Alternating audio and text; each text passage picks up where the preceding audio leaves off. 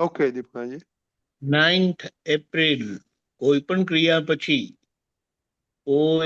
ક્રિયા પછી પસ્તાવો કરે છે એ માણસ એક દાડો શુદ્ધ થશે એ નક્કી છે. એ માણસ એક દાડો શુદ્ધ થશે એ નક્કી છે. એટલે જેમ આપણે કીધું, દાદાએ કીધું કે લોકો પોતાની બ્લન્ડર્સ અને મિસ્ટેક્સ થી બંધાયા છે. હવે બ્લન્ડર એટલે હું દીપક આનંદ છું એ, અને એના આધારે બધી ભૂલો. એટલે એમાં કીધું કે બ્લન્ડર એ પ્રાઇમરી મિસ્ટેક છે, પ્રાથમિક ભૂલ છે. જી અને ભૂલો એ બધી એની અસરો છે. એટલે અહીંયા કીધું કે બ્લન્ડર ક્યારે કોઈનાથી પોતાથી જાય નહીં, એ કૃપાથી જ જાય. જી જી અને આપણી બ્લન્ડર્સ બધાની ગયેલી છે, જી જેના કારણે હું શુદ્ધાત્મા છું નું લક્ષ બેસેલું છે. અને અંદર એક જાગૃતિ ખુલ્લી થઈ છે, હું શુદ્ધાત્મા છું કરીને. અને એ કૃપાનું ફળ છે. જી એટલે હવે જે છે તે બધી ભૂલોનું પ્રકરણ છે. દાદાએ શું કીધું? બ્લન્ડર મેં કાઢી આપી, બ્લન્ડરને કાઢવાનો મને અધિકાર છે, જી જી પણ ભૂલોને કાઢવાનો મને અધિકાર નથી, કારણ કે ભૂલો એ કરેલી ભૂલો છે, કર્તા ભાવની થી કરેલી ભૂલો છે, જેનું પરિણામ હવે આજે આવે છે. એટલે બ્લન્ડર થી નવી ભૂલો ઊભી થાય, અને મિસ્ટેક્સ કે જે ભૂલો કીધી એટલે બ્લેન્ડર થી કરતા ભાવ ઉભો થાય, અને કરતા ભાવથી નવી ભૂલો થાય. બ્લન્ડર જતા રહેવાથી નવી ભૂલો ઊભી થતી નથી, પણ જૂની ભૂલો જે છે તે પરિણામ આપે છે. જી જી અને જે બ્લન્ડરના કારણે જે ભ્રાંતિના કર્મો હતા એ ઢગલો હતા. જી ઢગલો હતા એટલે એનો ભાર એટલો બધો હતો કે કોઈની જાગૃતિ આવી જ શકે નહીં. શુદ્ધાત્મા હોવાની, શુદ્ધાત્માની.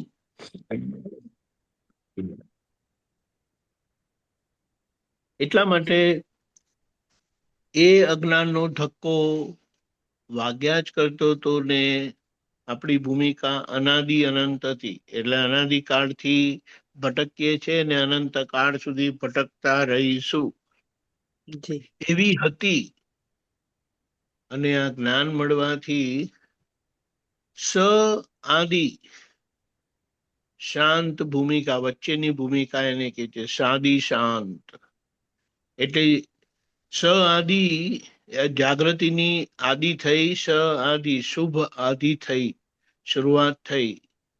અને જાગૃતિના અંતે એટલે પૂર્ણ જાગૃતિએ કેવળ જ્ઞાન ખુલ્લું થાય, એ આ વચ્ચગાળાની આપણી ભૂમિકા સ આદિ શાંત.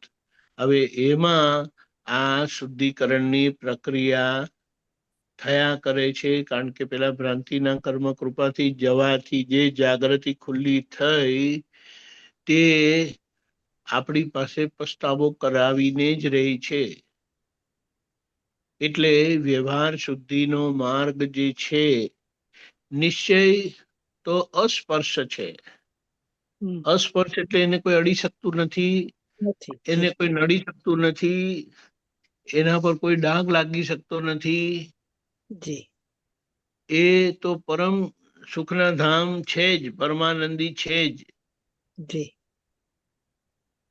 એટલે એને તો કોઈ અડી શકતું નથી, કશું એને થતું નથી. પણ અજ્ઞાનના કારણે આ વચ્ચેનો ભાગ જે વ્યતિરેક ગુણનો અહંકારનો ઉભો થયો હતો, અને એનાથી જે આ હસ્તક્ષેપ થયું બધું વ્યવહારમાં, તે વ્યવહાર પોતાની મરજી વાળો, પોતાની અજ્ઞાન માન્યતાની મરજી વાળો આવો કદરૂપો થઈ ગયો. જી એટલે તેમાં એ કળિયુગમાં કોઈની પાસે કોઈ પણ પ્રકારની અપેક્ષા કે આશા રખાય નહીં. અને એ આપણે જોઈએ છે, આપણું જ લાગેલો વ્યવહારને જોઈએ, આપણા જ લાગેલા વ્યવહારને જોઈએ ને તો આપણને આશ્ચર્ય થાય. આવો કચરો, પણ એ કચરો મારો નથી, એ કચરો હું નથી. દાદાએ મને ઓળખાવ્યો એવો હું શુદ્ધાત્મા છું. એટલે મારું આ વચગાળાનું કામ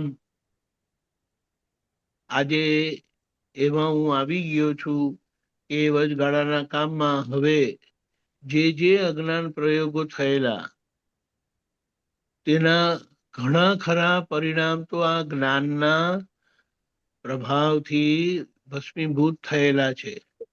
હવે જે કર્મો ફળ આપવા માટે તૈયાર થયેલા છે ને, એટલા જ કર્મો છે. અને એમાં એ કેટલાક નિકાલચિત જે છે ને, એટલે ભોગવ્ય છૂટકો એવા છે. અને ભોગવ્ય છૂટકો એટલે શું? એ અહંકાર એટલે અજ્ઞાન માન્યતા એટલી તીવ્રતાથી કરતા ભાવે એ કર્મ વીટેલું નહીં, વીટાયેલું, કે એ આપણને અંદર ડખો દખલ કરાવીને જ રહે. જી આ બહુ સરસ છે વાત. આપણી આ વ્યવહારમાં ડખો દખલ એટલે થાય છે ભૂલ, અને ભૂલોનું રક્ષણ થાય છે. જી કંઈ પણ સારું થાય તો એનો ગર્વ લેવાય છે, સાચી વાત એનો છે. પક્ષ લેવાય છે. હમ એટલે રાઈટ. આ આપણને ખબર પડે છે કે હા, વાત સાચી છે, હા આવું જ થાય છે, બરાબર છે, આવું જ થાય છે, આવું જ થાય છે. તો હવે તમારે શું કરવાનું? તો કે હવે એ વ્યવહાર જોડે બિલકુલ બેસશો નહીં. જી એ વ્યવહારને જુદા રહીને જોયા કરો. અને જેમ જેમ જોશો તેમ તેમ એ વ્યવહાર આખે આખો ભૂલવાળો જ દેખાશે. એટલે જી દાદાએ શું કીધું? મોક્ષ માર્ગ એ વિતરાગ થવાનો માર્ગ છે. સારું કરવાનું ને ખરાબ નહીં કરવાનું એ માર્ગ નથી. એટલે કે પુણ્યના પક્ષે જીવવાનું અને પાપના પક્ષથી દૂર રહેવાનું એ માર્ગ છે ખરો, પણ જ્યાં કર્મ બંધ થાય, એટલે ઓછા પાપ કર્મ બંધાય ને પુણ્ય કર્મ વધારે બંધાય, તો એ પણ કર્મ બંધનનો માર્ગ એ ભટકવાનો જ માર્ગ છે. અને જી મુક્તિનો માર્ગ યથાર્થપણે જે છે તે અકર્મ ભૂમિકા, એટલે કે કર્મ ક્યારે બંધાય જ નહીં એવી ભૂમિકા એ દાદાની કૃપાથી આપણને થયેલું છે. એટલે એમ કીધું કે જે જાગ્રત થયેલો છે, એટલે આપણા માટે કીધું, દાદાએ જ્ઞાન આપીને કીધું હવે આ જ્ઞાન જ કામ કર્યા કરશે. હવે એમને કંઈ કહેવાની જરૂરત જ નથી રહી, કારણ કે એ અંદર જ્ઞાન જ તમને સુવા નહીં દે, ઢકેલીને જગાડશે. સૂતા હશે તો ઢંઢોળીને જગાડશે અને પ્રતિક્રમણ પસ્તાવો કરાવશે. પણ આ દાદાએ ઔપચારિક વાતથી, એટલે ઔપચારિકતાથી કીધું કે જે જાગ્રત રહે અને જે પોતાના દોષ જુએ તો એ આખરે શુદ્ધ થઈને જ રહે. એટલે આપણને એવી ભૂમિકામાં દાદાએ મૂકી દીધા છે. બોલો. હવે જી એ દાદાની આરાધના કરવાની છે. જ્ઞાનની ભજના એટલે જ્યારે જ્ઞાન ભૂલ દેખાડે, પ્રજ્ઞાશક્તિ ભૂલ દેખાડે, ત્યારે આપણે વ્યવહારે સિન્સિયરલી એના પ્રતિક્રમણ પસ્તાવો કરીને એમાંથી ચોખ્ખું નીકળી કરવું. જવાનું છે. એ વ્યવહારને જી શુદ્ધ કરી દેવાનો છે. જી કારણ કે જી જે વ્યવહાર સામે આવ્યો એ જ વ્યવહાર પ્રત્યક્ષ થયેલો કહેવાય. અને પ્રત્યક્ષ થયેલા વ્યવહારની સામે તમે પ્રત્યક્ષતાએ જાગ્રત રહીને આપણે એને ચોખ્ખું કર્યું તેટલી પ્રત્યક્ષતા આપણી ખુલ્લી થાય, એટલી જી આપણી હાજરી નોંધાય. કારણ કે હાજર રહ્યા અને ચોખ્ખું કર્યું એટલે આપણી શુદ્ધાત્મા સ્વરૂપે આપણી એન્ટ્રી થઈ ગઈ. એટલો વ્યવહાર ચોખ્ખો થયો, જી એટલો વ્યવહાર આત્મ સ્વરૂપ થયો, એટલો વ્યવહાર સહજ થયો, એટલો વ્યવહાર આદર્શ થયો.